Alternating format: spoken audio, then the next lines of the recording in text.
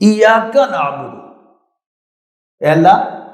ہم تیری ہی بندگی کرتے ہیں یا تیری ہی عبادت کرتے ہیں۔ جن لوگوں کو عربی زبان سے کچھ دلچسپی ہے ان کے لیے بتا رہا ہوں کہ اگر اس کو باب نصرہ سے ترجمہ کیا جائے تو اس کا ترجمہ ہوگا ہم تیری ہی عبادت کرتے ہیں، اور اگر آپ باب کاروما سے ترجمہ کریں گے تو اس کا مطلب ہوگا ہم تیرے ہی بندے ہیں، وَإِيَّاكَ نَسْتَعِينُ، اور تجھ ہی سے مدد مانگتے ہیں۔ اب یہاں بھی ایک لطیف سا نقطہ ہے کہ عبادت کرنا ایکٹ ہے، اور ایکٹ ہمیشہ شروع بھی ہوتا ہے اور کنکلوڈ بھی ہوتا ہے، لیکن بندگی جو ہوتی ہے اس کی نہ کوئی ابتدا ہوتی ہے نہ انتہا ہوتی ہے۔ غلامی،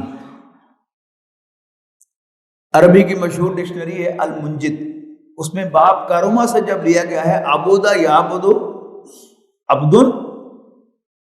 عبادت فہو عبد،